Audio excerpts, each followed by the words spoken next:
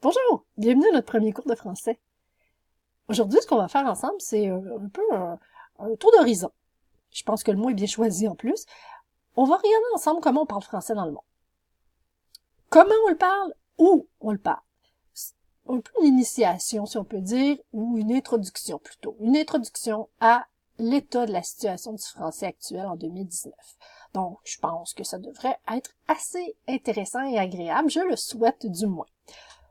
Commençons par dire que le français, on va aussi l'appeler la langue de Molière.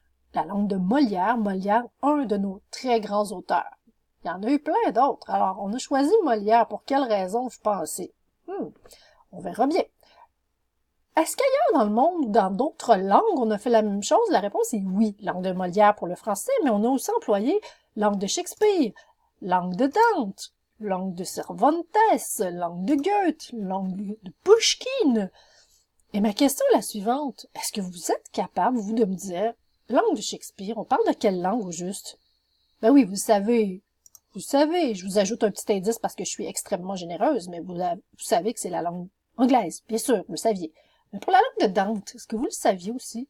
Dante Alighieri, ça vous dit quelque chose? Italien, oui. Langue de Cervantes, Miguel, de son prénom. Et voici le drapeau de son pays qui est, eh ben oui, on parle espagnol quand on parle la langue de Cervantes. La langue de Goethe, Johann. Quand on parle allemand, on parle la langue de Goethe. Et quand on parle la langue de Pushkin, Alexandre, ben on parle russe. Donc oui, partout dans le monde, on a fait ce choix d'appeler notre langue d'une façon imagée en choisissant un grand auteur qui la représente. Bon, tout à l'heure, je vous disais, on en a plein de grands auteurs. Pourquoi avoir choisi Molière? Ben, il y avait des bonnes raisons à ça. Alors, la bonne raison numéro 1, c'est que Molière, ben, il était connu à son époque partout. C'était un génie, Molière. À l'époque, et il le serait probablement encore aujourd'hui parce que il a révolutionné la façon d'écrire le théâtre. Donc, à l'époque, on avait des règles extrêmement strictes. Quand on écrivait une pièce de théâtre, il fallait respecter ces règles-là. C'était comme ça. Bon, Molière a dit, « Oh, moi, j'écris de la comédie. Je suis un personnage moi-même assez excentrique et comique. Je veux que les gens puissent apprécier ce côté-là de notre langue aussi. » Donc, il a été le premier à écrire en prose. Pour ce qui est du théâtre classique, tout ça, on y reviendra dans une autre période, mais pour l'instant, concentrons-nous sur le fait que Molière a innové. Il a changé la façon d'écrire le théâtre parce que lui, il s'est permis d'écrire en prose, non seulement en prose, mais avec un français qui était plus proche de la réalité. Parce que la langue de Molière était considérée comme vivante et proche des gens, la façon dont les gens parlaient dans le quotidien. En plus de ça, ben, ce qui est intéressant, c'est que Molière, il faisait des tournées, faisait des tournées en Europe, partout. Et à l'époque, on parle 17e siècle, ben à l'époque, la langue française, c'était quelque chose d'important. On la parlait partout ou à peu près en Europe, dans les élites. C'est-à-dire qu'à partir du moment où vous faisiez partie d'une classe sociale élevée, on apprenait le français. Il y avait une forme, si vous voulez, mon avis, puis je me sens de guillemets, de snobisme à parler le français. Ça a été ça longtemps quand même. Maintenant, bon, on sait tous que ça a été remplacé par une autre langue qu'on ne nommera pas. La langue de Shakespeare, c'est ça. Vous avez raison. Bon, maintenant, Molière, c'est qui? Ben, pour rapidement là, se situer, Molière est né en 1622. Et, ben, évidemment, il est pas né, ah, mon Dieu, voici Molière, mon fils. Non, non, il s'est trouvé un pseudonyme. Son véritable nom était Jean-Baptiste Poquelin. Il a été, évidemment, auteur, mais il était aussi acteur. Et il a fini par être directeur de sa propre troupe de théâtre, qui s'appelait l'Illustre Théâtre. Et là, vous allez voir sa mort, qui est incroyable, si on peut dire, le fantasme de tout comédien, n'est-ce pas? C'est de mourir sur scène. Hein? Il se donne jusqu'à la dernière minute à son public. Bon, là, je ris un peu, mais ça ne devait pas être comique parce que Molière était très malade quand il a joué sur scène Le Malade imaginaire. Il avait seulement 51 ans, mais pour l'époque, c'était quand même, j'imagine, un âge vénérable. Et, ben, c'est ça. Il est décédé sur scène lors de la 4e représentation de la pièce. Bon, ce qui en fait un personnage illustre, bien sûr, et d'où notre belle langue de Molière, qui est le français. Maintenant, Vous savez que le français, on le parle dans plusieurs endroits sur la planète. On a une organisation internationale de la francophonie qui regroupe, si on peut dire, des représentants de chaque pays où on a des locuteurs francophones. Est-ce qu'on parle le même français partout? Bien sûr que non, vous le savez. Si vous avez voyagé le moindrement un petit peu dans un pays qui se dit francophone, vous avez constaté des différences majeures entre votre français et celui des gens qui habitaient ce pays. Maintenant, est-ce que ça veut dire qu'on peut pas se comprendre? Pas du tout. Au contraire, ça veut dire qu'on doit trouver des moyens de se comprendre parce qu'on partage la même langue.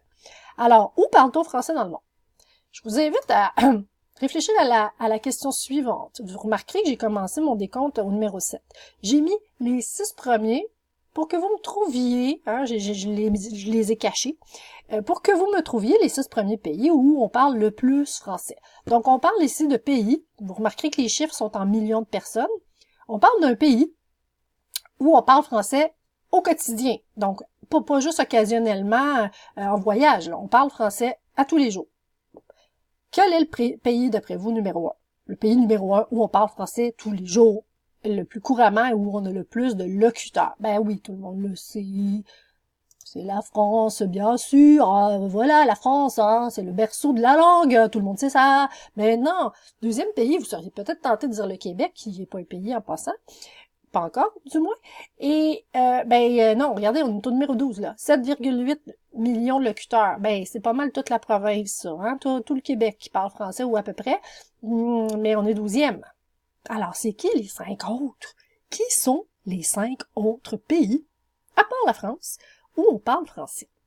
Ben là, ça va être plus dur, je crois. Et, évidemment, vous allez me dire, numéro 2, Canada. Non. Numéro 2, Congo. Vous allez dire, numéro 3 d'abord. Non, numéro 3, Algérie. Bon, on doit être numéro 4. On est pas numéro 4, Maroc. Ensuite, et là, attachez votre tuque parce que c'est assez surprenant. 5e pays, c'est l'Allemagne. Et finalement, wouhou, Canada. Eh ben, voyez-vous à quel point c'est pas sur notre belle terre à nous, et c'est même pas en Europe qu'on parle le plus français. Non? Savez-vous c'est où? Ben oui, vous le savez maintenant, c'est en Afrique. Alors c'est là qu'on a, si on peut dire, l'avenir du français. C'est là que ça se situe, l'avenir du français.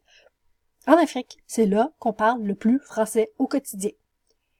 Bon, évidemment, nous, on est du côté américain de la chose, là, vous voyez qu'on est seulement 7,6%. On le savait, on est les seuls locuteurs francophones d'Amérique, ou à peu près, au Québec. Mais bon, c'est quand même pas si mal. Et l'Europe est 36,4. Pourtant, on aurait été tenté d'ajouter avec la Belgique, avec la Suisse. Ouais, on devrait avoir... Non! Afrique! Incroyable, n'est-ce pas? Bon, notre berceau donc, notre berceau est la France, notre avenir est l'Afrique, mais nous, là-dedans, on se situe où? Alors nous, le Québec, on a développé, si on peut dire, notre propre langue, notre propre français. On est isolé, on est entouré d'anglophones, et on a un français qui nous ressemble. Maintenant, oui, on a des particularités qui sont spéciales, et je me pose la question, est-ce que c'est incompatible avec un français correct qui serait compris partout? La réponse est, je pense pas. Et regardez bien le français de France que, j'ai choisi une phrase, là. Allons-y. J'ai kiffé la teuf. J'ai kiffé la teuf. Est-ce que tout le monde peut comprendre ça? Même au Québec, nous qui sommes ouverts et avons accès à la culture française, là, est-ce qu'on comprend tout le monde j'ai kiffé la teuf? Pas certaine. J'ai trippé au party, je suis certaine qu'il n'y a pas grand monde à part un Québécois qui va le comprendre, à moins d'avoir vécu au Québec. J'ai trippé au party puis j'ai kiffé la teuf, c'est la même phrase en fait. C'est juste deux façons très différentes de dire la même chose. Là où on pourrait se rejoindre, ce serait de dire j'ai apprécié la fête, j'ai aimé la fête, j'ai eu du plaisir à la fête, et on se comprend bien. Bon, l'idée, c'est de savoir que nos variétés de langues sont peut-être apparemment incompatibles, mais elles ne le sont pas réellement quand on fait des efforts, je dis bien oui, des efforts, pour avoir un français correct. C'est notre objectif cette année, essayer d'avoir le français le plus correct possible. Comment on s'y prend pour avoir un français correct? Mais il y a deux choses. D'abord, la syntaxe qui est complexe à corriger, je dirais. Maintenant, il y a un élément qui est plus simple, c'est le vocabulaire. Et le vocabulaire, pardon, je m'énerve, je m'excite et je vais trop vite. Le vocabulaire, ben c'est simple, on se réfère au dictionnaire, tout le monde fait ça. Dictionnaire égale bonne réponse. Erreur. J'en reparlerai tout à l'heure. Mais le dictionnaire, c'est quoi au juste, là? Premièrement, les dictionnaires sont faits en France. Bon, ils sont faits en France, mais ils ont quand même une volonté d'ouverture à toute la francophonie, n'est-ce pas? Et ils tiennent compte de l'évolution de la langue. Donc, ils essaient de voir comment la langue évolue partout dans la francophonie et vont ajouter, faire évoluer le dictionnaire en conséquence. Bon, comment on s'y prend, là? Ben, c'est pas compliqué. On a des équipes qui vont étudier la langue dans chaque partie de la francophonie. Ils vont faire des choix. Ils vont cibler des mots qui sont entendus, écrits assez régulièrement. Et, bon, en général, ils vont en avoir à peu près 500 et ils vont en garder 150. Ces 150-là vont être intégrés au dictionnaire nouveau. Là, vous allez me dire, ça fait depuis, bon, regardez la date, le 1871 pour le Larousse, ça fait depuis 1871 qu'on ajoute 150 mots par année, c'est terrible, là. Le dictionnaire, il devrait peser 40 tonnes. Pourquoi c'est pas le cas? Ben, parce qu'on fait le contraire, on en enlève aussi. Il y a des mots qui n'ont plus cours, on les emploie jamais. Alors, pourquoi les laisser dans le dictionnaire si c'est pas utilisé?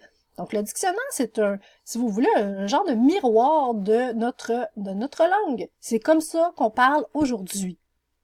On avait à peu près 35 000 mots au début, on est rendu à plus de 65 000 mots aujourd'hui. On en a quand même ajouté beaucoup. Sauf qu'on a choisi ces mots-là pour montrer l'état de la langue actuelle. J'ai pas pu m'empêcher de mettre la petite image à côté ici. Je vais enlever ma tronche de l'air. Et regardez-moi cette magnifique vignette que j'ai trouvée. Ça, c'est en anglais, vous comprendrez, c'est pour ça que peut-être que vous n'avez pas été capable de bien saisir le mot qui est là. C'est un nouveau mot qui a été inventé par le président américain, bien sûr, et je sais pas trop s'ils vont l'intégrer dans leur dictionnaire, mais bon, je pouvais pas faire autrement, j'ai trouvé ça trop drôle. Donc, nouveau mot anglais, là, cove fait. Si vous savez pas ce que ça veut dire, ben, référez-vous au dictionnaire anglophone, c'est sûrement ajouté. Je continue donc en vous montrant les nouveaux mots de cette année. Édition 2020. On en voit pas mal. Bon, est-ce que vous savez ce que ça veut dire, vous? Clouquer. Pas sûr. Raguiller, ça vous dit quelque chose? Peut-être pas. Mais si je vous dis nounoun. Ah, là, ok, ouais, ça c'est, oui, ouais, ça je connais ça, ouais.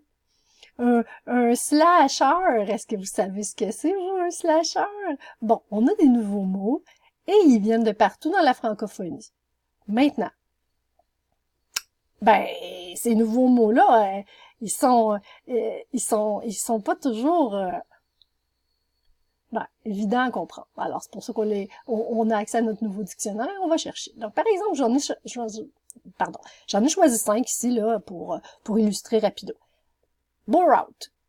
Bore out. J'adore ce mot. Syndrome d'épuisement, mais dû à l'ennui. Imaginez-vous. Vous êtes tellement ennuyé au travail ou par l'absence de travail que vous en développez une maladie. Hein? C'est comme, ça vous rend malade de vous ennuyer. C'est assez drôle, je trouve. Votre charge mentale est devenue trop lourde. On vous dit que c'est sur les femmes particulièrement que ça a un effet, la charge mentale lourde. Eh ben, ça peut ça aussi vous rendre malade. Charge mentale, nouvelle expression. Les trois autres, c'est plus dans le domaine de la politique, le dégagisme. Hein? Moi, j'aime bien cette expression aussi, rejet de la classe politique en place, mais l'expression dégage, j'ai toujours adoré. Alors, le dégagisme, hein, j'en ai assez, dégage. Antisystème, démocrature, des termes, donc, qui vont parler plutôt politique. Maintenant, on n'a pas été oubliés, hein, vous savez bien. Nous, au Québec, on en a toujours des beaux mots à ajouter à ce dictionnaire. Donc, je vous en ai choisi quelques-uns ici et je vais vous demander, réfléchissez à ça, là. Oh my, j'ai presque plus de temps. Mais qu'est-ce qu'on va devenir? Je vais être obligée d'arrêter. Ah, ben je vous laisse avec ça. Regardez bien comme il faut et essayez de trouver des définitions dans la prochaine capsule. On regarde ensemble. Amphiroapé. Niaisage. J'en ai Gwen. Et nous, divulgacher. pour tirage. Non, non. À tantôt.